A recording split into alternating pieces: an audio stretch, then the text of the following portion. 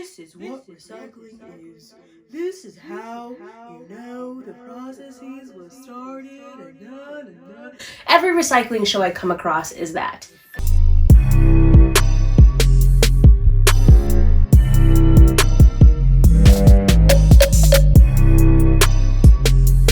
Everyone, and welcome back to my channel. My name is Muisa Micheline, and I am here today with the first ever episode of Greenish. And today we are tackling world hunger. World hunger? I thought this was about recycling. I know. They're connected, and I am going to tell you how. If you throw away food, someone's not eating that food. It's as simple as that.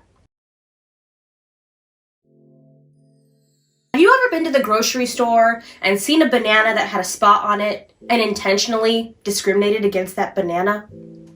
Have you ever looked at an apple and then saw a nicer, prettier apple and chose that one instead? Yeah, we've all done it. We're all guilty. We're all fruit prejudice. But it's not just fruit, it's vegetables and bread and milk.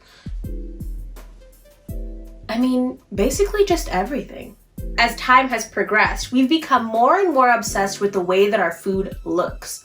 It's not a bad thing. I like pretty food too. But the problems associated with that is that now, as it stands in the world, 1/3 of the food that we produce goes to waste. Now, of course, there are countries and cities and areas that are better about the waste that they produce. Some use food rescue programs, others are doing food waste recycling, which we will talk about in a later episode. But for the most part, the waste that we produce is 1/3. So think of your tree. If you have an orange tree in the backyard, cut that into 3 and then just throw 1/3 of that into the trash. With all the oranges on it, all the leaves on it, all the harvest that you could harvest from that, just because it's not the right shade of orange. Now think of all the food insecurity that we have on this earth. To me, in its simplest form, if the apple that I don't want to eat is still nutritious, why can't somebody else eat it? Or even deeper than that, why do I feel like I'm entitled to eat beautiful fruit and let other fruit go to waste and go to the trash?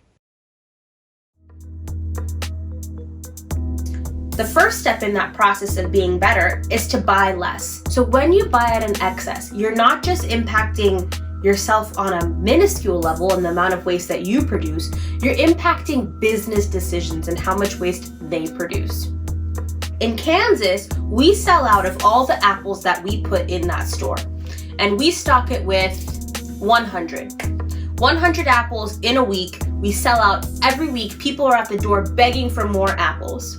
Now, naturally, as someone who is in charge of purchasing or ordering, I'm going to order from that farm or from my distributor more apples. What the CEO doesn't know is that of that 100 apples that I'm selling, 33 of them are going to waste. So now, instead of decreasing my order, I'm going to increase. And now people are going to see more, they're going to buy more, and more is going to go to waste. If you understood when you were buying that you didn't need as much, that grocery store that you bought from could have been able to donate that produce just before it was not able to be sold to maybe a homeless shelter, to a women's shelter, to a church to give out to their members. All of that food that is left over at a grocery store, for the ones that are good, there are some that need help, but the ones that are good, they go to food rescue programs. So by you buying more than you need, you're taking food out of somebody else's mouth and putting it in the trash.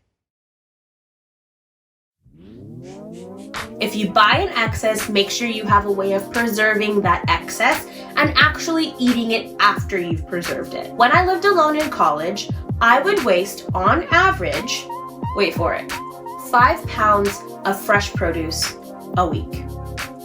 Now, that sounds excessive, but if you think about it, we're very consumed with the supermarket culture. We go to the supermarket, we say, hey, I'm gonna make a salad this day, I'm gonna make potatoes and steak this day, I'm gonna make this day, and you buy, and you buy, and you buy, and you buy. But then what also happens is I get home and I'm too lazy to cook. And so I order, and I order, and I order, and I order. Now not only do I have my produce, but I also have the food that I've ordered. And I'm only one person. I can't eat it all. So what happens is the time in which that food is safe to eat for me expires before I'm able to eat it. And all of it would go into the trash. My mom buys a lot of bread and puts it in the freezer. When I reheat that bread, I'm not a fan of that bread. So I know now in my adult life that I don't want to freeze and unfreeze bread. So rather than buying a full thing of bread, I'm going to buy just what I need. In my kitchen, what I like to do when I have scraps of my food or maybe some leftovers that I haven't eaten, rather than putting them in the trash to be sent to the landfill, I like to put my compost or my food waste into a bin that I will then enter into my garden to be reintroduced into the ecosystem as soil. Also, garden and regenerate food. So I am really good about saving all the foods that typically regenerate themselves. So if you think of celery, if you think of green onions, if you think of potatoes, all of those things can regenerate themselves. So I technically only need to buy one.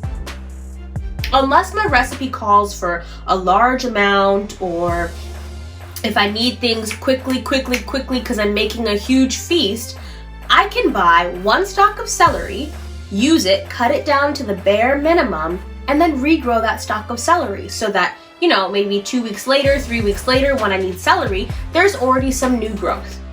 And I will give you guys information on how to do that as well. I plan to give you guys a way to assess your waste journeys every week. This week's waste journey assessment is going to be keeping track of how much produce you buy and how much produce you actually use in a week. So I want you guys to go and pick out a specific commodity. It could be an apple, it could be oranges, it could be bananas, something that you have readily available in your house typically all the time. It could be bread, it could be milk, whatever it is. I want you to go and I want you to take an inventory of how much of that particular item you have right now. Then I want you to look at the expiration date. If it's produce, I just want you to keep a regular diary. But if it's milk or if it's bread or if it's anything like that, I want you to look at the particular expiration date, make note of it. If by the expiration date you still have half or more of that product, you are being wasteful, and that's something that you should look at. Now for produce, if on Monday you had 7 apples and on Friday you have 6 apples, you really only needed 1. As I said before, we're on this journey together. Like, comment, subscribe, share, add people to the Greenish journey so that we can help the world overall. As always, this has been Muisa Micheline, and you are watching Greenish.